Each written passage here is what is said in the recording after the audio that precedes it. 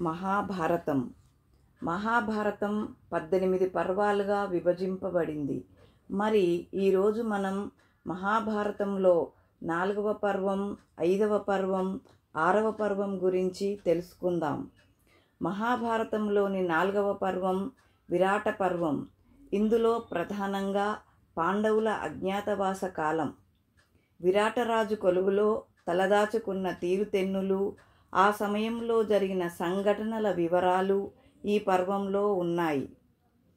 ధర్మరాజు కంకబట్టుగా, భీముడు వల్లభుడుగా, అర్జునుడు బృహన్నలగా, నకులుడు గుర్రాల సంరక్షకుడిగా, సహదేవుడు పశువుల సంరక్షకుడిగా, ద్రౌపది సైరంధ్రిగా అజ్ఞాతవాస కాలంలో ఎవరూ గుర్తుపట్టకుండా వేషాలు మార్చుకొని విరాటరాజు కొలువులో చేరినారు పాండవులు. రాణి సుదేష్ణాదేవి సోదరుడు కీచకుడు.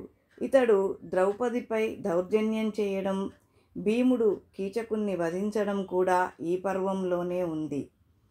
పాండవులను అజ్ఞాతవాసం నుండి బయటికి రప్పించి వారి అజ్ఞాతవాసాన్ని భగ్నం చేయడానికి విరాటరాజుకు చెందిన గోవులను పట్టుకున్న కౌరవులతో యుద్ధం.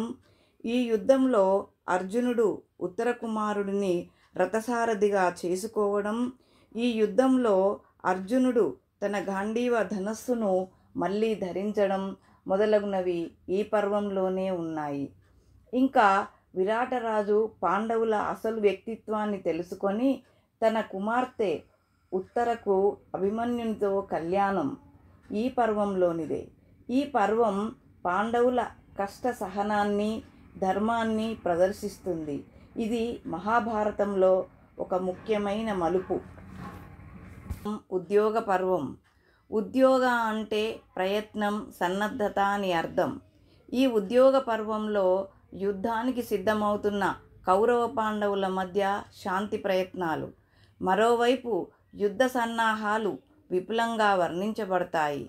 కర్ణుడు తన కొడుకే అని తెలిసిన కుంతీదేవి పరితాపం, శాంతియత్నాలు చేస్తూనే పాండవులను యుద్ధానికి సన్నద్ధులను గావించే శ్రీకృష్ణుని రాజనీతి ఈ పర్వంలోనిదే.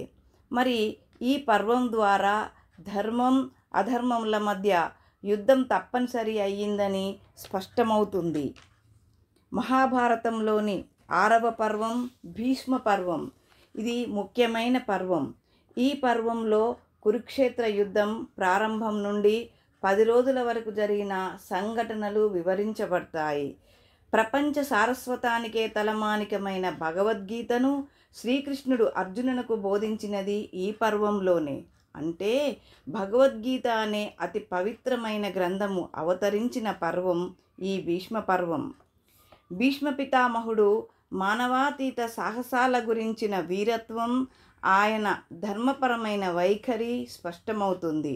స్వచ్ఛంద మరణమనే వరం వల్ల భీష్ముడు ఉత్తరాయణం ప్రారంభమయ్యే వరకు తన మరణాన్ని వాయిదా వేసుకొని అంపశయ్య మీదనే విశ్రమించడం ఉంటాయి. 6వ పర్వమైన భీష్మ పర్వం మహాభారతంలో అత్యంత తాత్వికంగా, ఆధ్యాత్మికంగా, యుద్ధరంగంలో కీలకంగా ఉంటుంది. Thank you.